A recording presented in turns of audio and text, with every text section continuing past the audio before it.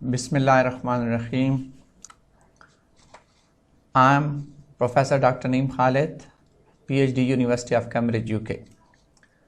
Along with being teacher today, I am the Chief Editor of Cantor Publisher, leading book publisher, and university book printer and publisher.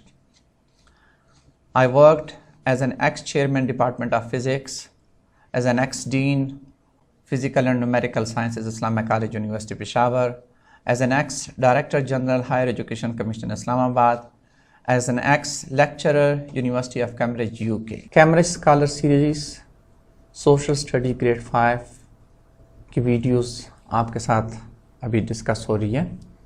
तो ये वो सारे एसएलओस थे जो इस chapter में हमने कवर करने हैं। इसमें से कुछ हम कवर कर चुके हैं पिछले लेक्चर में, और आज हमारा जो एसएलओ है जिसको हमने कवर करना है वो ये वाला है, name the main lines of latitude. Longitude भी अभी हम डिस्कस नहीं कर रहे हैं। Name the main lines of latitude, यानी लैटिट्यूड की कुछ मेन लाइंस। वैसे तो लैटिट्यूड बहुत सारे हैं, लेकिन हमने सिर्फ उनमें से मेन लाइंस डिस्कस करनी है। आते हैं इस चैप्टर के इंट्रोडक्शन के बारे में, जो आपको बताया गया था कि ग्लोब एंड मैप वो चीज़ है जो ज़मीन या ज़मीन पे मौजूद चीज़ों की आपको सब कुछ उसके बारे में बताते हैं कि यहाँ जंगल है, यहाँ जो है रोड जा रही है, ये यहाँ अभी दिन है तो पीछे रात है, इसकी लोकेशन क्या है, किस तरफ जाऊँ तो पाकिस्तान से मैं सऊदी अरब पे पहुँचने के लिए मुझे कितना फासला और किस डायरेक्शन में जाना है। ये सारी चीज़ें ग्लोब और मैप में हम जो दो कोऑर्डिनेट की मदद से करते हैं, जिसको हम पहले भी डिस्कस कर चुके हैं। उनका नाम क्या था? एक थे लैटिट्यूड, ये जो हॉरिजॉन्टल लाइंस है, ये हॉरिजॉन्टल लाइंस, और एक जो है क्या है? लॉन्गिट्यूड्स। ठीक है, एक है लॉन्गिट्यूड्स, एक है लैटिट्यूड्स। इसी तरह ये जो मैप होता है जो दीवार पे लटका होता है, ये 2 डायमेंशनल होता है। इसमें भी ये लाइनें होती है लैटिट्यूड और लॉन्गिट्यूड की, जो आगे अगले लेक्चर्स में हम आपको बताएंगे इंशाल्लाह। आते हैं कि ये ग्लोब पे जो हॉरिजॉन्टल लाइंस ड्रा की गई हैं, ये जो आपको नज़र आ रही है, और मैं इसका आगे तरीका भी आपको बताऊंगा कि ये ड्रा कैसे होती है।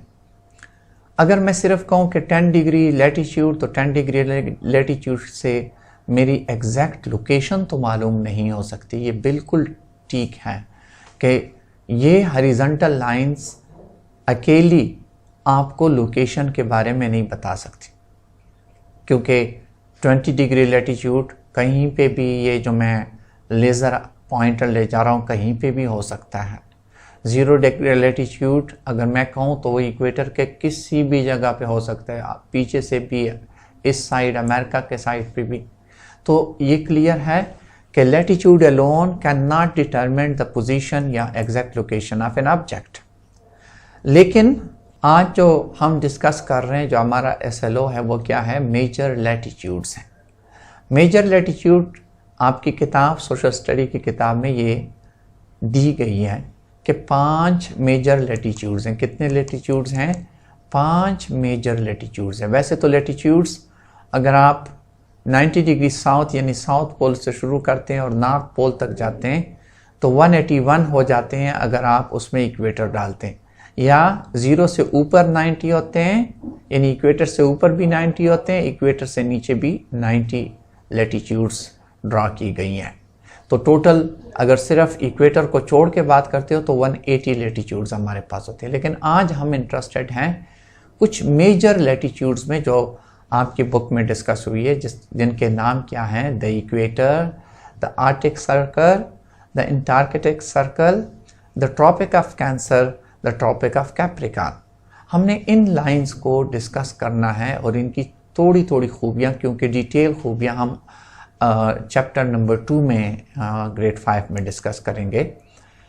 इस चैप्टर में याद रखें कि ये जो हॉरिजॉन्टल लाइंस हैं, जिनको आप लैटिट्यूड कहते हैं, ये ज़मीन को बड़े आराम से टेम्परेचर जोन में डिवाइड कर सकते हैं। यानी हॉरिजॉन्टल लाइन के बेस पे आप कह सकते हैं कि इस इलाके में टेम्परेचर क्या होगा, इस इलाके में टेम्परेचर क्या होगा। जब आप ऊपर जाते हैं नॉर्थ पोल की तरफ या आप इक्वेटर से साउथ पोल की तरफ जाते हैं तो याद रखें टेम्परेचर कम होता जाता है। और ऊपर और नीचे हमारी कौन सी लाइनें आती है? लैटिट्यूड्स आती है, ऊपर नीचे हमारी लैटिट्यूड्स आती है, जिसकी वजह से टेम्परेचर चेंज होता है।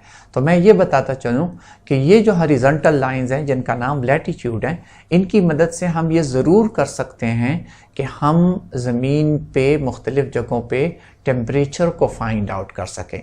आगे डिटेल से चैप्टर 2 में इस पर डिस्कशन होगी। अब हम आते हैं लैटिट्यूड के मुख्तलिफ जो 5 लाइनें हैं और ये कैसे ड्रा होती हैं। वैसे तो लाइनें मैंने कहा बहुत सारी ड्रा कर सकते हैं। इसका नाम क्या है आपको पता है? इसका नाम इक्वेटर है। और ये ऊपर लाइनें जो पैरेलल्स के साथ ड्रा है या नीचे, इनका नाम पैरेलल्स हैं। हमारे पास क्लियर है ये बात कि हम जो लाइनें इक्वेटर से, इक्वेटर किस चीज़ पे होता है? 0 डिग्री पे होता है। इक्वेटर से जो लाइनें ऊपर या नीचे इसके साथ जो पैरेलल ड्रा की गई हैं, इनका नाम क्या है? पैरेलल्स।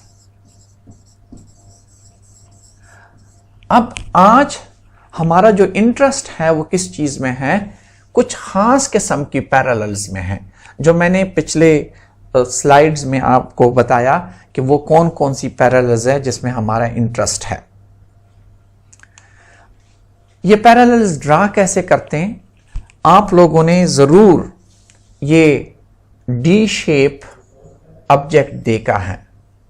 डी हम लोगों ने मैथमेटिक्स में, ज्योमेट्री में इस्तेमाल किया है और इसकी मदद से हम क्या करते हैं? एंगल फाइंड आउट करते हैं। अगर मैं 45 डिग्री एंगल फाइंड आउट करना चाह रहा हूं, जब मैं लेफ्ट से राइट में जाता हूं तो कौन से? नीचे वाली, और राइट से लेफ्ट में जाता हूं तो ऊपर वाली स्केल इस्तेमाल होती है।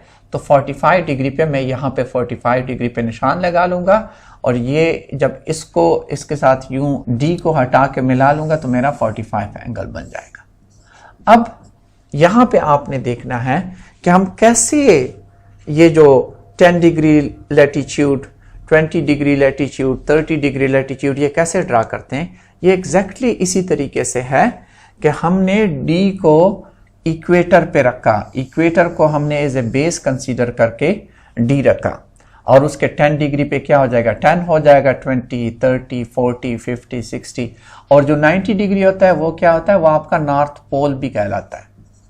ये आपका नॉर्थ पोल भी कहलाता है। और इन सब के साथ याद रखें आपने 10 डिग्री नॉर्थ, 20 डिग्री नॉर्थ, 30 आदत बना लेनी है। जो ऊपर की तरफ जाओ तो इसके साथ नॉर्थ लिखना होगा। ये आपके सारे वो लैटिट्यूड्स हैं। इसी तरह आप नीचे की तरफ भी बना सकते हैं। 10 डिग्री ये क्या हो जाएगा? 10 डिग्री साउथ हो जाएगा।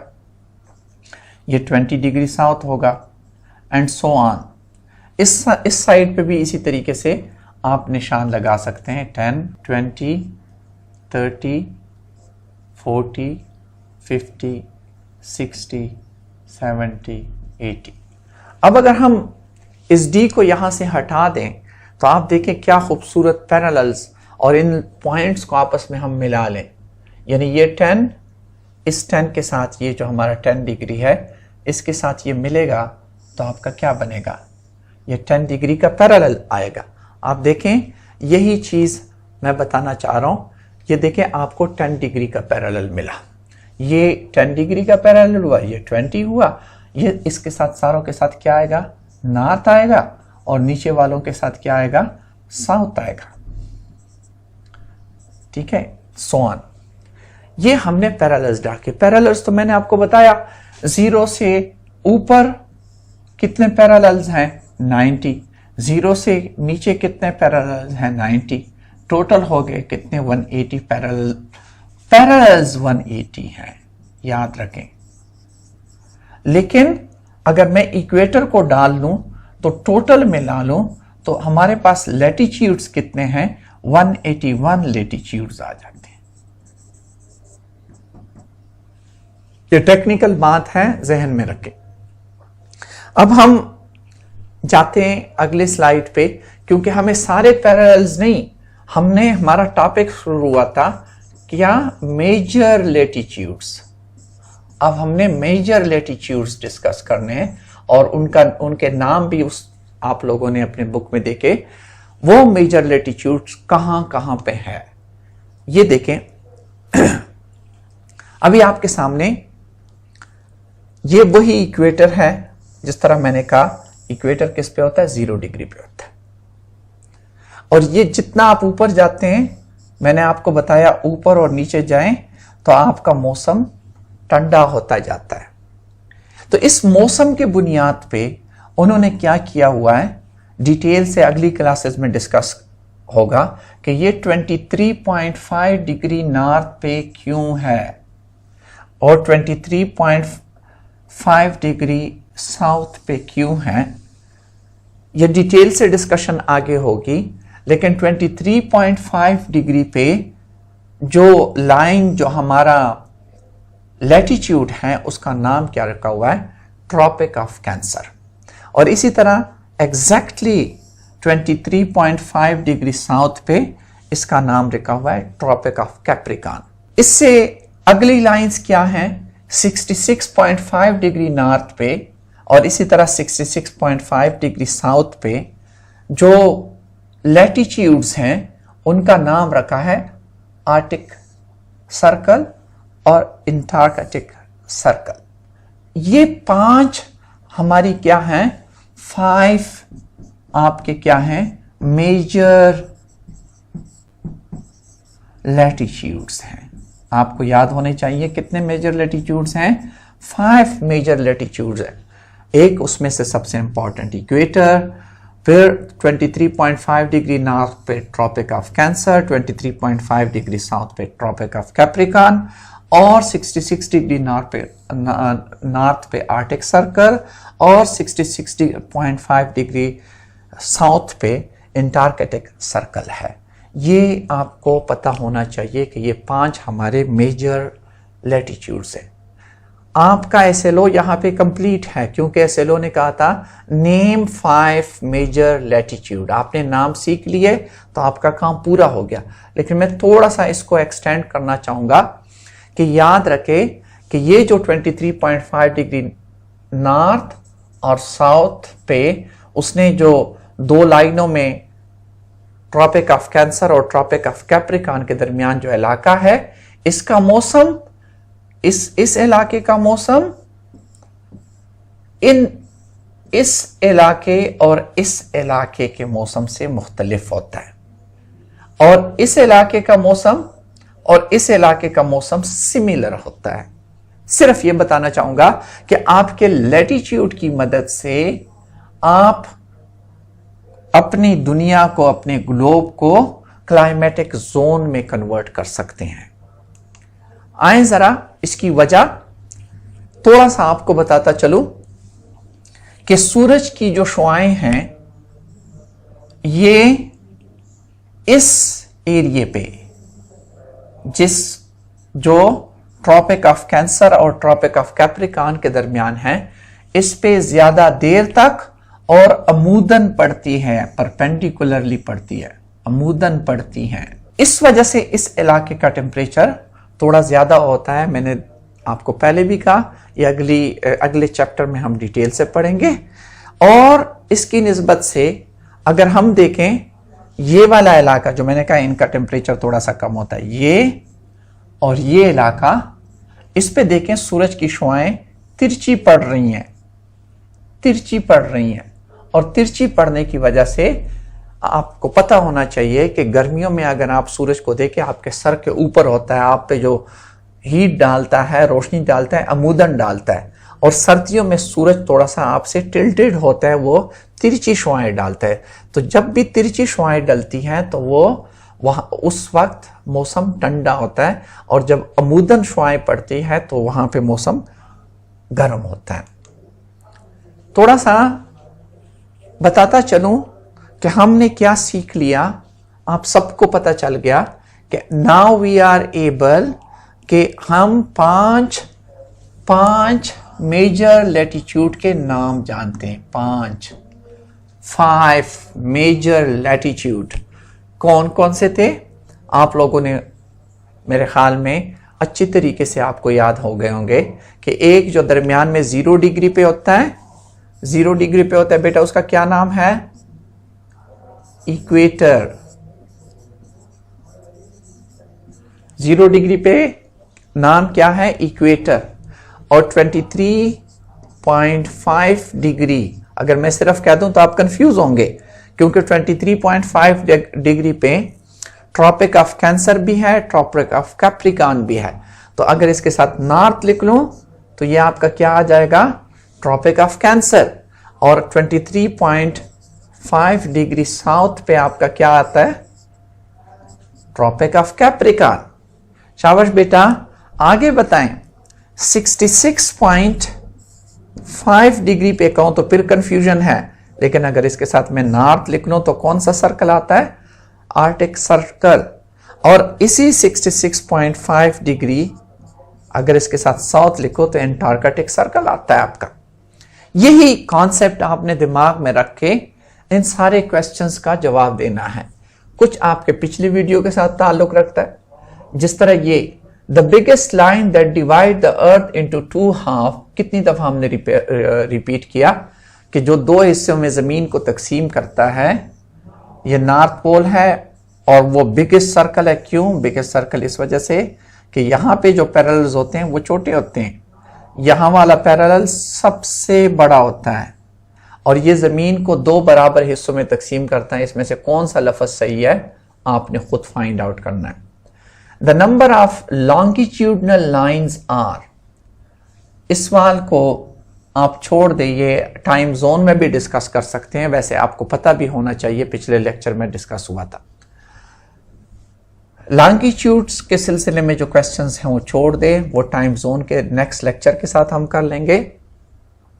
ये आपको पता होना चाहिए, इस MCQ का पता होना चाहिए।